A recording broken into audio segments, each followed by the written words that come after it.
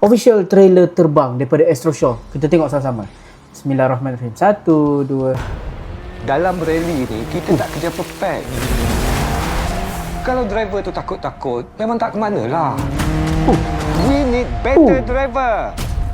Namron eh. Baik, Start. kau nak aku masuk balik rally kan? Hebat. Dia experience sekali kisah benar.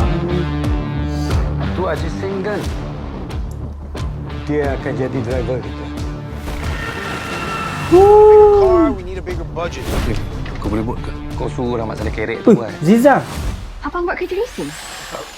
Jet, 2 hari. On. Kau ni kau driver apa? Aku tak faham lah. Jiwa sendiri tak ada. Ada jiwa pun boleh selamatkan garas sebelah kau. Driver something. Engineer budak kampung. Tim kau tu serabut. Uish. Bukan ni passion kau orang ke?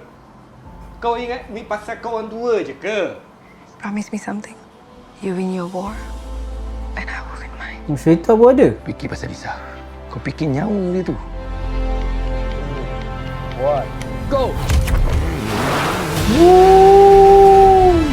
Cantik sangat. Tim. Tapi semangat. Kemenangan. Kita tak boleh beli. Habiskanlah PRC. Make us proud.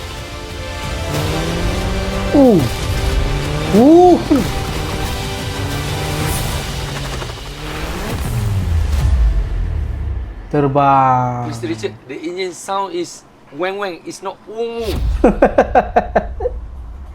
13 September. Ui. Holy sh... Ui, 4DX. 4DX. Okay, lepas Spider-Man, aku akan recommend orang untuk tengok cerita ni dalam 4DX. So, apa pendapat korang tentang trailer ni? Cuba korang komen kat bawah. Dan apa-apa guys, jadilah penonton yang setia. Terima kasih.